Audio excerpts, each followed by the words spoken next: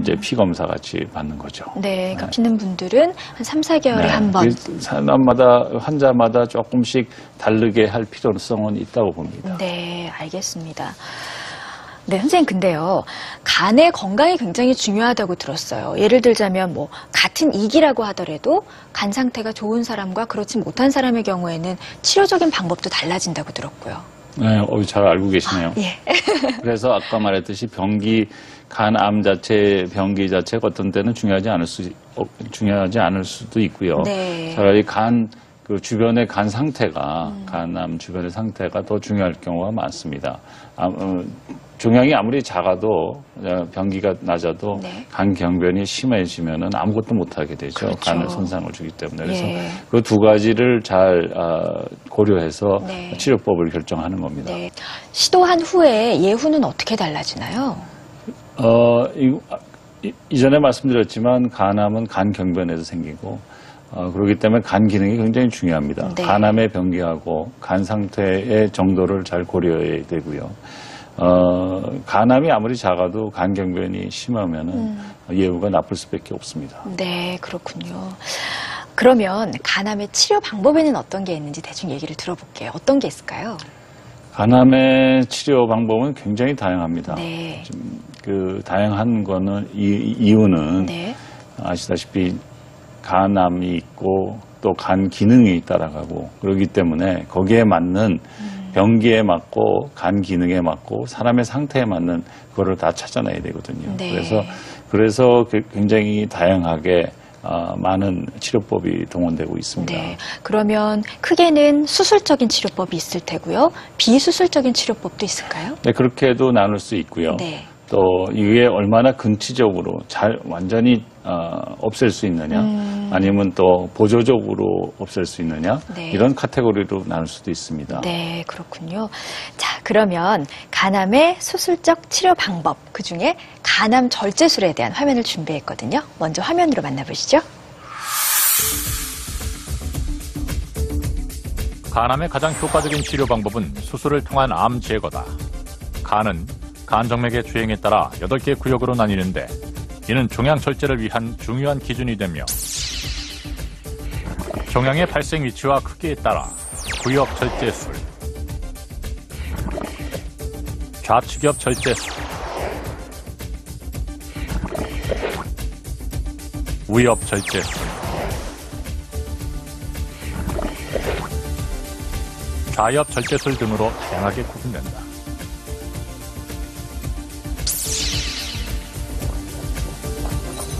또한 간암의 경우 종양 자체만 절제하는 것이 아니라 재발의 위험을 줄이기 위해 종양을 둘러싼 림프절까지 함께 제거한다. 네, 간암 절제술 보고 오셨습니다. 보니까요, 간을 8개 구역으로 나누는 게 굉장히 중요한가 봐요. 예전에 제 학생 때만 해도 이런 구역에 대한 얘기가 없었습니다. 네. 근데 요새는 이제 해부학을 많이 더 알게 됨에 따라서 구역을 이제 8개 나누지만은 오늘 보니까 자면은 굉장히 화면은 굉장히 전문적인 거죠. 예. 전문적인 건데 이렇게 제일 중요한 거는 종양의 치료는 결국 종양을 다 절제하면서 주변에 충분한 절제면을 갖고 있어야 됩니다. 특히 간은 이제 아까 말했듯이 구역으로 나눠져 있기 때문에 네. 구역을 잘 맞춰서 수술을 해야지만이 이제 간에 허혈이 생기거나 다른 정상간을 손상을 안 시키거든요.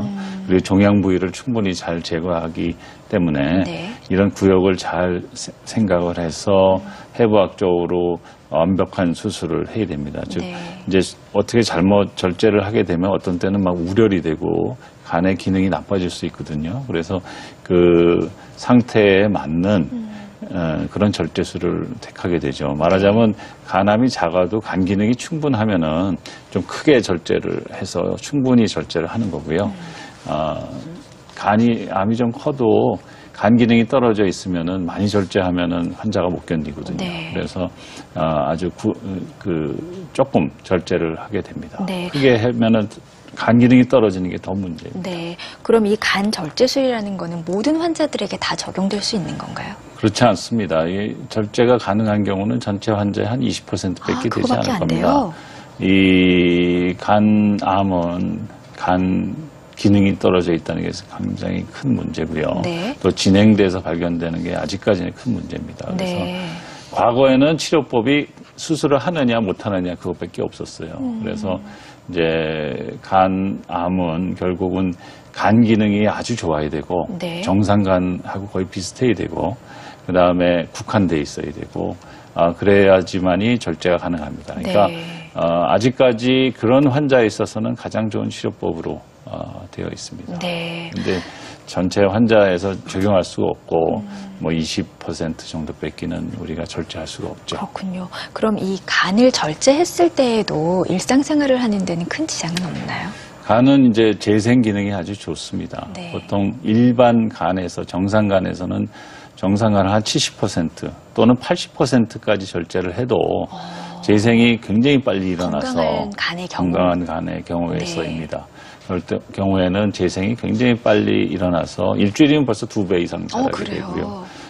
뭐 그다음에 천천히 자라지만 간 기능에 큰 문제가 없습니다. 간의 재생이 이렇게 잘 되는 이유는 뭐 잘 알지는 못하죠. 신이 만들었으니까. 네. 그렇지만 이제 간이라는 게 항상 밖에서 이제 독을 받게 돼 있잖아요. 독들이 들어와서 그걸 해독을 하고 네. 어떤 경우에는 잘못해서 뭐 이 독성 물질을 먹고 간이 뭐 80%가 깨지고 손상을 받은 그런 경우도 예전서부터 있었을 겁니다. 정말 힘든 기능을 갖고 있네요. 그럴 간이. 경우에 갑자기 이제 간이 재생 기능이 생깁니다. 네. 평상시에는 전혀 재생을 거의 안 하다가 이런 손상을 받으면 재생을 하고 그래서 우리가 이런 수술이나 이식을 할 수 있는 겁니다. 네.